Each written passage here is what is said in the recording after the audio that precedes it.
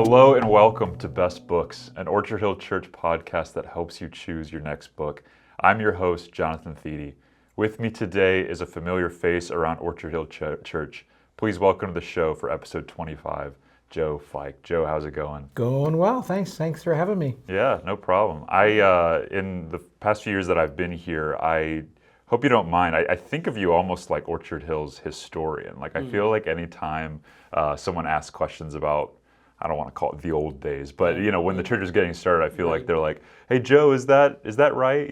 So do you feel that? Do you feel like I do. I started with when Orchard Hill started. I was just finishing up college, so I've been around since then. So yeah, well, take us through that. Take us through your walk with the Lord, including how God called you to start this venture. My mom and dad were married. I'm the youngest of all the kids. My brother was a junior in high school when I was born.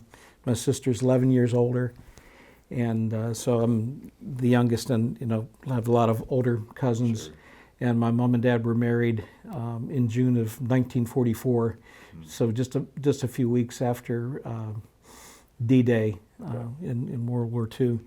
And when they got married, they came from different church denominations and were looking for a church that they could both worship together.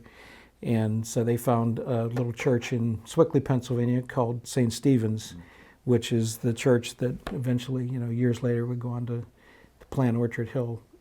But that's where I grew up. And then in the late 70s, early 80s, St. Stephen's was growing, and they were in a neighborhood and was landlocked and didn't really have any room to expand, and so they decided, why don't we start a new church? And there were families here in the North Hills that were attending St. Stephen's, and that was the part of the core group that first started Orchard Hill back in the mid 80s. 1987 is when the formality of it started, and then there were 7 families that were involved in starting the church, and then there was the very first Discovering Orchard Hill. Mm-hmm. There was a church planning class back then, and there were 54 families that went through it and joined and were the core group of Orchard Hill when it first started in the A-frame building that was at the bottom of the hill when you come in the parking lot.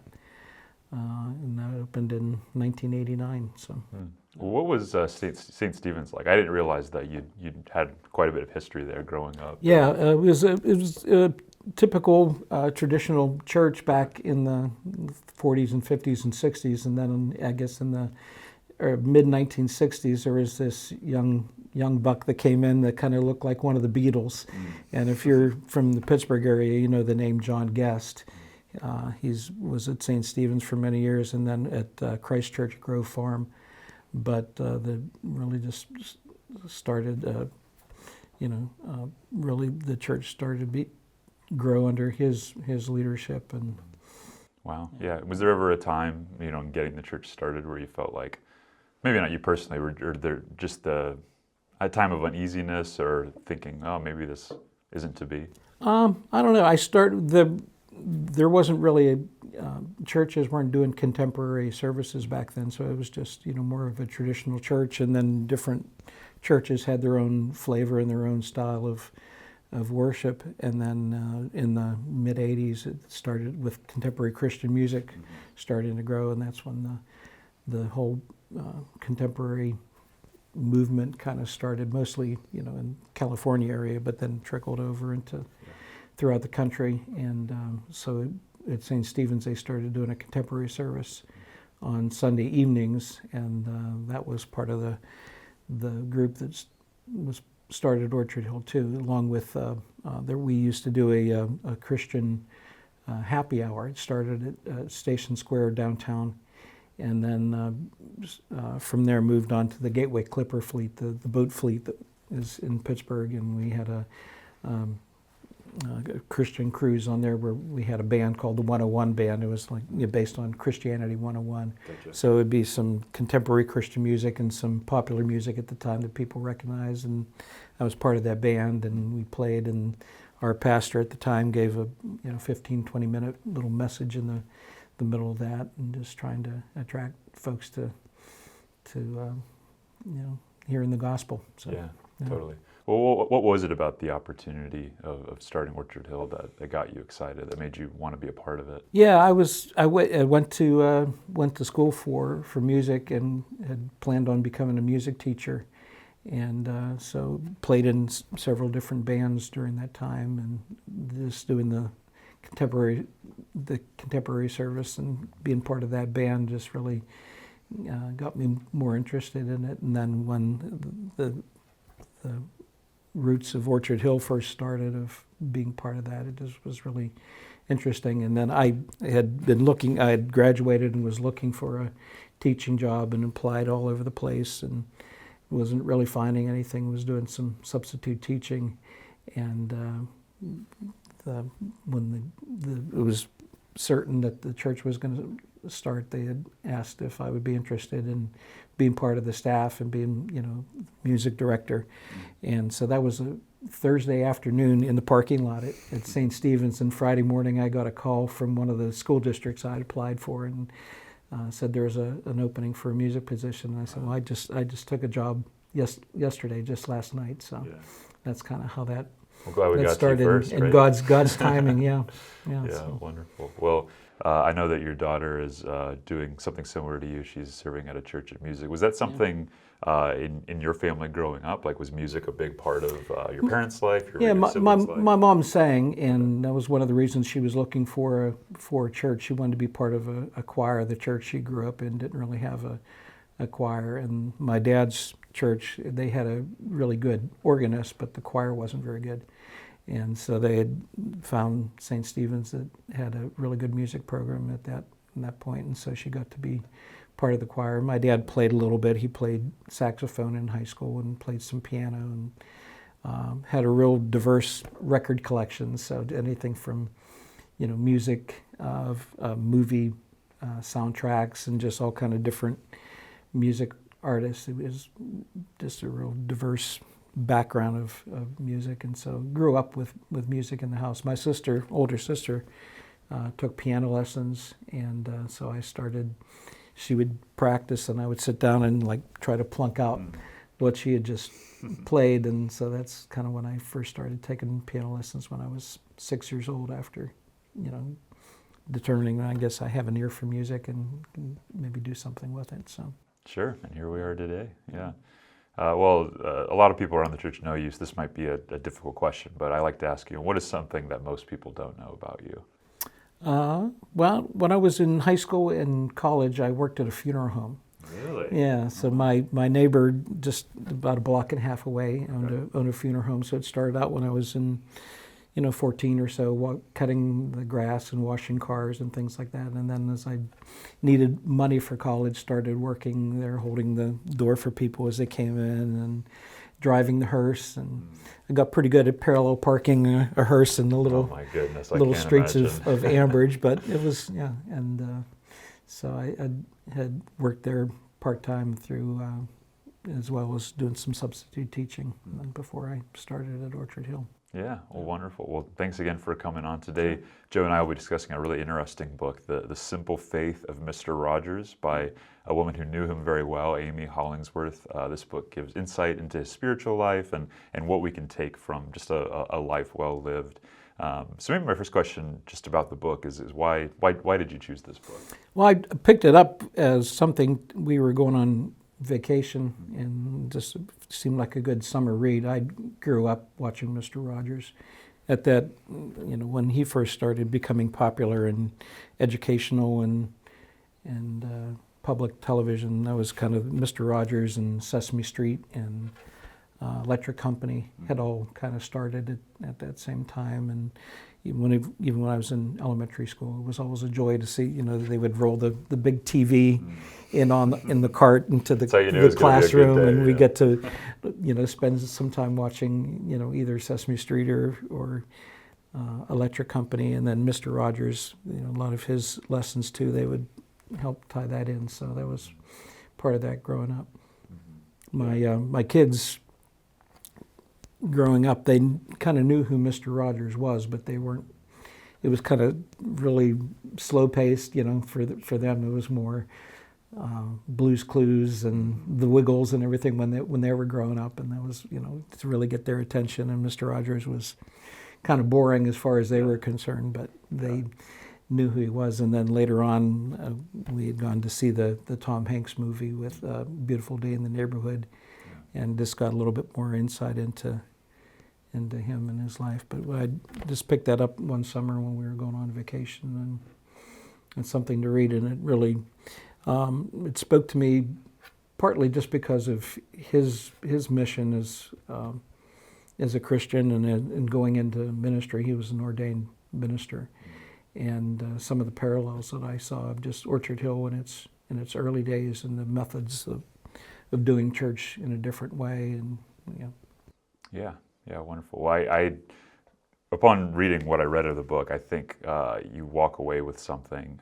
So this idea of a simple faith, I feel like you and I have a role in sort of when someone passes away, doing memorial services, and that's a phrase you hear sometimes. Someone, you ask them, well, what were they like? What were they like spiritually? They say, well, they had a simple faith, you know. So what do you think people mean when they say that?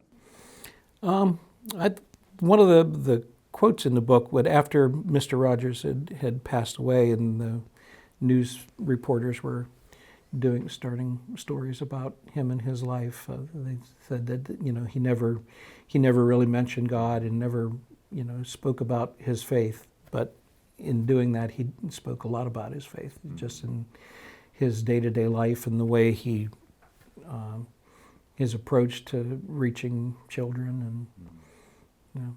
Yeah, and the way he interacted with people, the way he cared for people. And I think that some of the quotes from some of the letters that he sent to the author, I think that certainly comes through. So, well, speaking of the author, I don't know, were you familiar with this author before reading I wasn't, this book? no. Okay. No. Yeah, same here. She does a really good job of sort of developing that in the introduction and kind of explaining what makes her, I guess, qualified to write a book on Mr. Rogers. They met probably when Mr. Rogers was really in his prime. As far as the show went, and I think she was just struck that he cared about her and that he would take time to be interviewed about matters of faith. And based on the book, I gleaned that her husband was an ordained pastor, and so I think that there was some connection there. But the book is developed really in 3 parts, and in the introduction she tells this wonderfully charming story about these spiritual toast sticks. And basically, Fred Rogers had this neighbor who was an elderly woman, and she would often give out these toast sticks, which I've never even heard that phrase. Did you grow up eating toast sticks? No, I hadn't either. But I didn't know if it was a generational thing, or because I'm like, maybe I'll try it. Or just an easy way for kids to eat. You make your toast and cut them into these little sticks and make it. Yeah. Yeah. So the same way that she would cut them segmented into toast sticks. Yeah, the book is cut into 3 parts where it talks about just different aspects of his faith, of his spirituality. I know this is kind of a broad question, but looking back on the book, did any particular themes stick out to you? Yeah, I think just the way he approached it. He had gone to college and was, you know, felt that he was called in the ministry and was going to go to seminary. Excuse me. And had grown up in the Depression era and did a lot of reading. You know, there was radio and some movies, but mostly, you know, he read a lot of books. And the first time that he had first seen television was kind of put off by it. Just felt like the way they were, you know, it was a lot of slapstick and, you know, kind of the pie in the faces. It was more, you know, trying to find a way of entertaining. And just really felt like it was dishonoring to people, just the way that, you know, what he had seen, and determined that, you know, he would like to do something to change that. So he put off going to seminary and went into working in television and did some producing of some TV shows, and then eventually led to him being asked to be part of a children's show here back in Pittsburgh. He had grown up in Latrobe, PA, not too far from Pittsburgh, and got asked to do this children's show in Pittsburgh. And so some of the things that he had become known for was developed during that time, because he was doing the voices for the puppets and doing the puppets and changing some of the camera shots and things like that. So he'd have to run back and forth in the television studio, and of course the hard floors want to be noisy, and so he started wearing tennis shoes to be able to be quiet and going back and forth for all these different things, and that became part of what he was known for. He'd walk in at the beginning of his show, and he would take his dress shoes off and put his tennis shoes on, and take his suit coat off and put a sweater on to be more relatable to the kids, and not just, because everybody back in the 50s and 60s, they dressed up when they went to work. There was a suit and a tie, and the ladies, it was like Leave It to Beaver, the dress with the heels and the pearls, and so it just being more down to earth and more relatable to kids and who he was aiming his programs to. Yeah, I think one of the biggest takeaways I had was the author develops this theme of this fear that she had, that she was going to meet, basically don't meet your heroes, that kind of idea. Yeah. And she tells a story, I don't think she had met this person, but this famous story about this really famous person that someone met, I think they knocked on their door during trick-or-treating, and this guy scowled at them and scared them away. And he was a similar character to Fred Rogers, who was supposed to be this heartwarming, almost like an older brother or father figure. And she was terrified that she'd have that experience because she just held him up in such high esteem. And I think that was one of the things that came through the book for me, was that just how authentic he was. And because what you saw on TV was what you got in person too. Yeah, because I think, especially today, I mean, if this was true back then, it's certainly true today. I think we're just cynical about something like that. Well, there's no way he's really like that, So I think, if I had to guess, that was probably one reason she wanted to write this book, just to sort of add her voice to that, and say, no, he really was this heartwarming person. Well, Fred Rogers often incorporated moments of silence into his speeches and programs. I was really impacted by that, just the idea of someone who was in front of a camera all the time, being like that.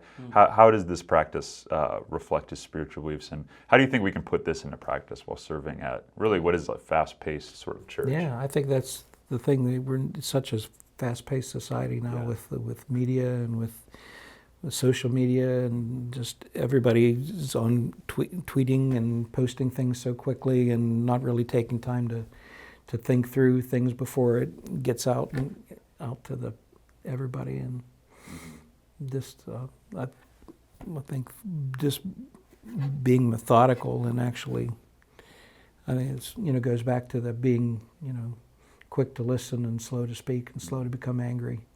That's so much of life today is just kind of spew it out there and then have to reel things back in after the fact.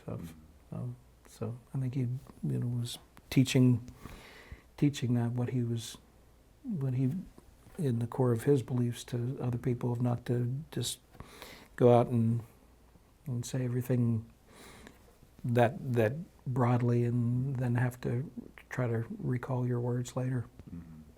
Yeah, and I think it's something we can learn from him, just being present with people and not always sort of think about what's next. Really, his life made me think of Jesus in a lot of ways, just the dichotomy of the very busy and getting a lot done, and yet at the same time being a person who wasn't sort of an anxious presence to be around, wasn't someone who, when you're with them, you felt hurried or in a rush or anything like that. I thought that was attainable, because I think in my busiest moments, I think I carry that sort of anxiety. I don't know if you can resonate with that. I remember a quote that someone had quoted Martin Luther, and had asked him, with everything that happened with the Reformation, and of translating the Bible, and you're so busy, and you take all this time to pray. And he says, well, I usually try to pray an hour every day, and when I'm really busy and really stressed and under the gun, I pray 3 hours. Of just putting the important things for. It's the old jar analogy of putting the rocks and everything into the jar. You have to put the big things in, the things that really matter, in first, and then the little pebbles and the sand and everything got to fill in around it. Where if you get your priorities out of line, then there's no room for the big things, for the important things. And that's the same thing in our life. If we don't prioritize and don't have our priorities in line of not getting the right things in first. Yeah, definitely. Well, we talked about this a little bit earlier, but he emphasized the importance of being one's honest self. How does this principle sort of resonate with you, and how can embracing authenticity influence our relationships?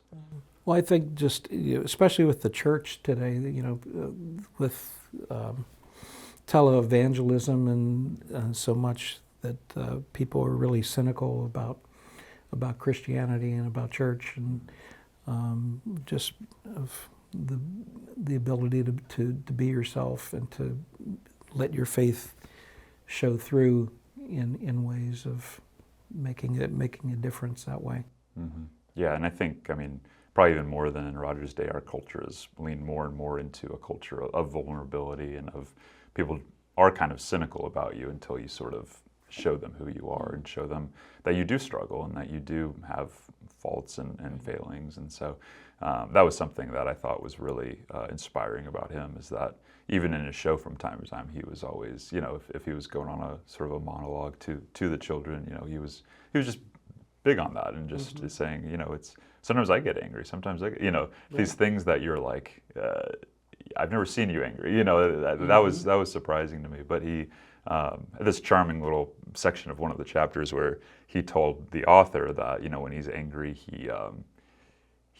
when he was a kid, he's either going for a swim or it was something, and he talked about just the outlet to be able to do that. And so anyway, yeah, he had a song about that too, of just taking clay and pounding it, or making taking bread dough and getting kneading it and things like that. Instead of taking it out on other people, you can find other ways to redirect your anger.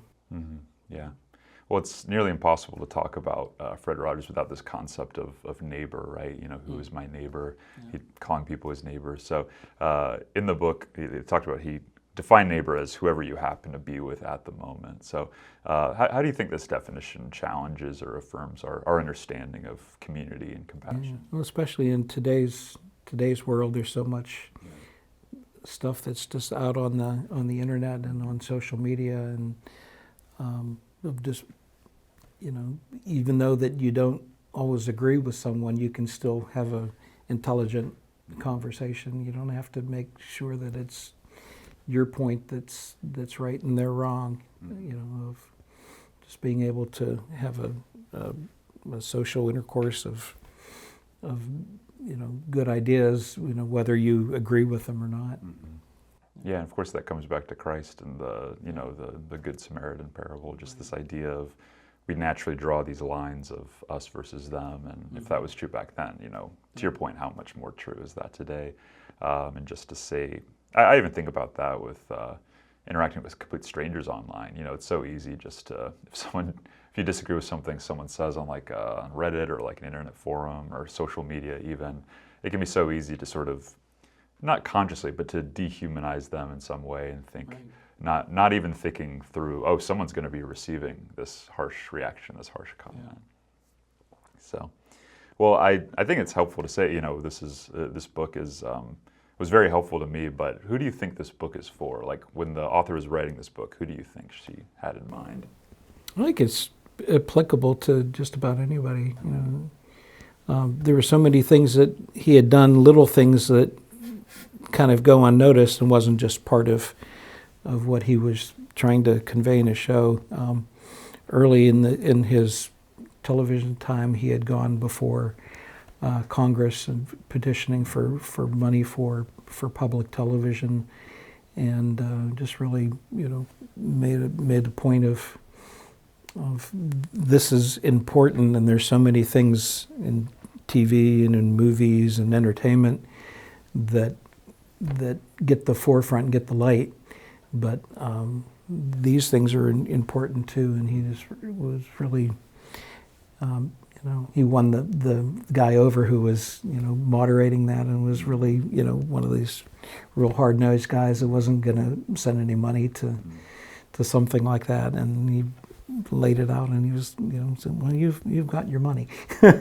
So, right. And then I don't know if it was in the book or not, because I had read some things after the fact, and the Tom Hanks movie that had come out and showed some things, but just the way that media and television and entertainment is done today, a lot of it is responsible for just the way Fred Rogers had done some things. In the late 70s, when VCRs first became popular, and the FCC and other organizations were really concerned about piracy, and they're going to make copies of things and sell it. And Fred was really wanting to make sure that that technology was available to people, especially from families that are broken families or divorced, and kids come home from school, or they go to daycare after school, or they go to the other parent's house instead of the parent they're living with, and their routine is different, and they're unable to watch TV shows like his, or like Sesame Street or something that was informational. At the time it was on, he said we can use this technology to record it and watch it later when it's actually convenient for us. And so, of course, today with Netflix and Hulu and everything, with everything on demand, you're able to do that. And Fred was one of the forerunners of that in the late 70s, early 80s, of really being a proponent for making things available to people when they needed it, instead of just in the old days when the TV show was on and was over, that was it. You weren't able to have that available to you. Mm-hmm. Yeah, and I'll add that to that. The past year we did an event for young adults, really trying to ask that question, what does God sort of expect of me in my career? And how we ended the night, I just felt compelled to tell them. I just felt like so much of ministry, as the world continually walks away from things of the Lord, is going to be done sort of in the workplace. And it's not always evangelistic. It sometimes is sort of like the life of Fred Rogers. It's going to be shown in small ways and small interactions over a long period of time. And so I just think this book is extremely helpful for anyone, probably for people unlike us who have the privilege of doing church work. It's helpful for someone who's asking that question of how can God use me? Because I left the book seeing, wow, there's so much possibility out there. There's so much that God can do through what I think Fred would call a very normal, simple life, and I think that just encouraged me. Yeah. Well, we've been talking to Joe Fike about Amy Hollingsworth's book, The Simple Faith of Mr. Rogers. We really hope you enjoyed our conversation. If you liked this episode, be sure to share it with someone you think would enjoy it. This helps others become aware of this podcast and invites them to these conversations, which in turn helps us accomplish our goal of helping people find and follow Jesus Christ. Please join us next time as we continue to highlight books that will help you in your faith journey. Till then, I'm Jonathan Thede. This has been Best Books.